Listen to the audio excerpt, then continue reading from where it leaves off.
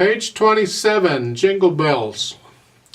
Now they're introducing some new stuff to you here. And I want to caution you now.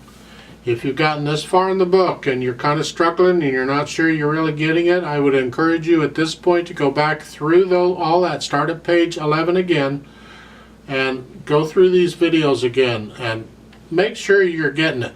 We're not in a hurry. I hope you're not in a hurry to get through the book. What's important is for you to understand and remember some of this stuff, because here they're throwing a bunch of new stuff. On page 25, we talk about whole steps and half steps. Let's talk about that first. Simply put, a half step is the shortest distance between any two notes. So for a piano keyboard, it would be any two notes that are next to each other, white or black. So it would be like here and here. That's a half step. So half steps are that way.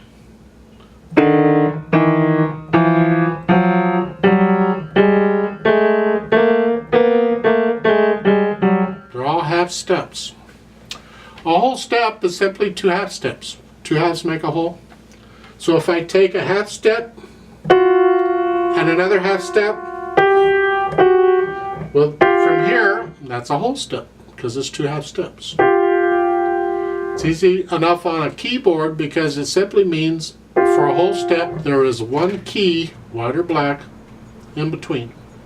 So here I got a black one. If I have two black keys next to each other, it's a whole step because I got one key in between. In this case it's a white key. So it's a whole step, whole step, whole step, whole step, whole step, whole step. That's a half step because there's no key in between. But that is a whole step. Whole step, whole step, whole step, half step. That's how they work. Important? Well, yes they are. Because on page 26 they're introducing you to the scale and key signatures. Hang on to your socks. Here we go. A scale is a set pattern of half steps and whole steps. Any scale. I'm talking specifically a major scale here because we have minor scales also, and that's a different pattern slightly. So let's talk about major scales first. A keyboard is an easy thing you can picture these arrangements of whole steps and half steps with the keyboard because it's all laid out really nicely.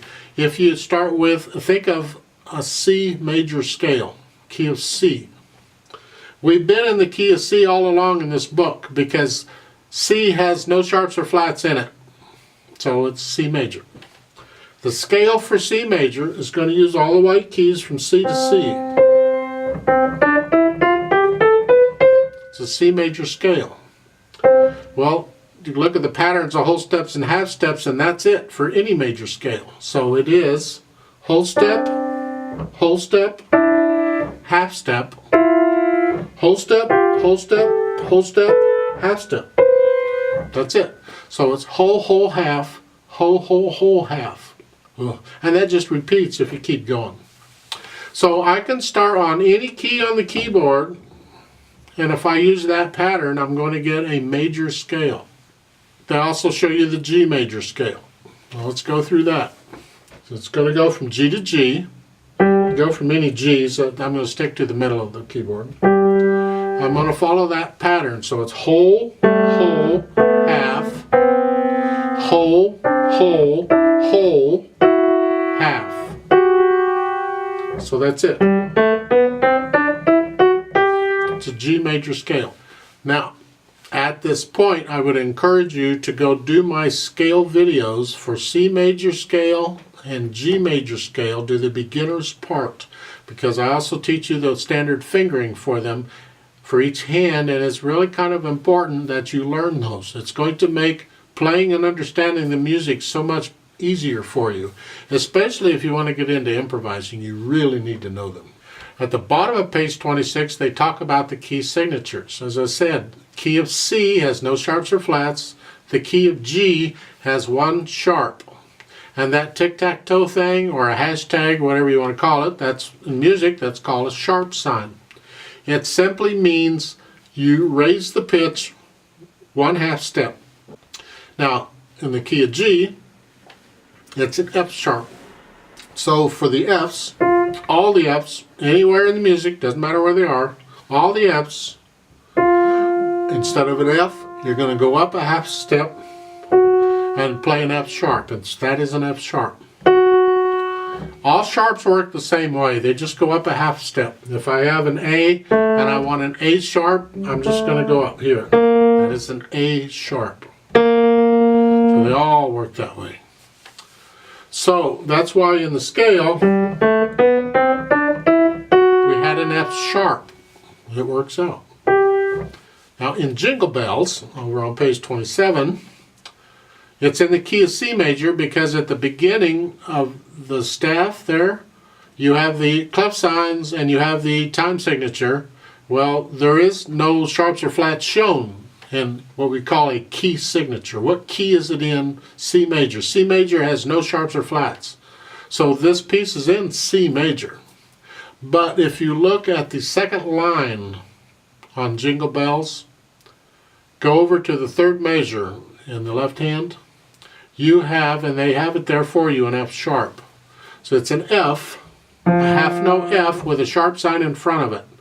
You see the sharp doesn't have to be only in a key signature. They can make any note in a piece sharp they want to by putting a sharp in front of it. And that's what they've done here. So when we get there, instead of playing the F sharp or the F, we're going to play an F sharp. Just so you know. It's the only F sharp in the piece. So we'll talk more about this as we go through this because it's very important that you understand it. Now, they also point out at the bottom of page ledger lines. That's pretty simple. You've got 5 lines in a staff. Well, you got a lot more notes available to you than what will fit on that staff. I mean, we got 88 notes total on a keyboard, and you only have 5 lines in the spaces. That's only like 9 notes or whatever. We're going to got a lot more notes than that. So what they do is they have what they call ledger lines. They're little lines that you can put below a staff or above a staff to represent notes that go on up or on down, whichever. We've already had one ledger line. We've had it all along. It's middle C, right there in the middle, because in treble clef, a middle C is one line below the staff. It sits on that line. That's a ledger line. Their example they're showing you is the bass clef. They're starting with, see, in a bass clef, middle C is one ledger line above the staff. And then the space above that is a D. And then the line above that, that's 2 ledger lines. Last note, that's an E. And yes, you're going to need to memorize those notes. You don't have to memorize them all the way up, but I do think you should memorize at least the first 2 to 3 ledger lines above and below on either staff, but we'll talk about that more as time goes on. I don't want to scare you away quite yet. In Jingle Bells, right hand is going to be here, so that's going to put your right hand in C position. The left hand is playing a C, so it looks like we're actually in middle C position. And we're going to stay there, except of course you're going to get that F sharp eventually, and when the time comes, generally speaking, you're going to use the same finger you'd use for the white key to play the black key. So in this case, the 5th finger would play an F. Well, when you get to the F sharp, that's why you play the 5th finger on F sharp. It's the same one. Jingle Bells, 4/4 time. I'll give us 4 counts. Let's try this together. Now, you do have 8th notes in here, so be aware of that. On the second line, second measure in the right hand, you have that 1, 2, 3, 4, and. Now, if it helps, you just put an and between all the numbers. 1 and 2 and 3 and 4 and 1. I'm lazy. I tend to put the and only where I need it, but if it helps you keep it straight, put an and in everywhere. And again, bring out the melody. It's in the right hand for the most part. The only time the left hand gets melody in this piece is the very last note. The left hand gets it. Because I'd like you to understand all the symbols you're seeing, I want to explain one more thing about this piece. And you can disregard this for now if you want, but just in case, I'm going to explain it anyway. Take a look at the second line, last measure. In the right hand, you have a D and a G, and you have the phrase marking or the slur. It's called a slur. It's phrase marking. It means connect the notes. You're going to connect the notes anyway. The question is, why is that there? Well, it's there for an important reason, and that's what I want you to know. You have words with this, and you're singing the same word, sleigh, for both. So you're going to go sleigh, and you keep singing. Well, when you have one word, one syllable over multiple notes, they will put in the slur sign to let you know, keep singing it. Otherwise, you might stop singing with the D. When you go to the G, you might not sing anymore, and that's not what they want. They want you to keep singing, and that's why that slur is there. That's the only reason that slur is there. Otherwise, it's not needed.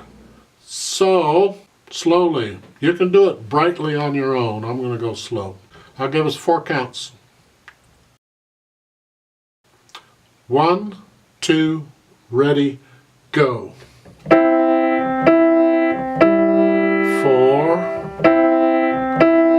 3, 4.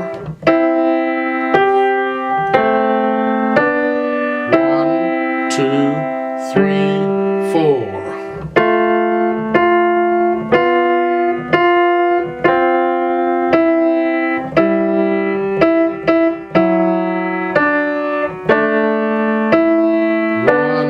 2, 3, 4. 4, 4.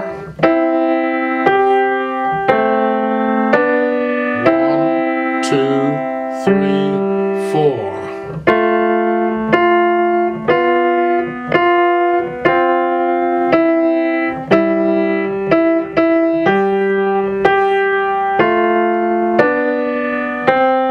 2, 3, 4, off.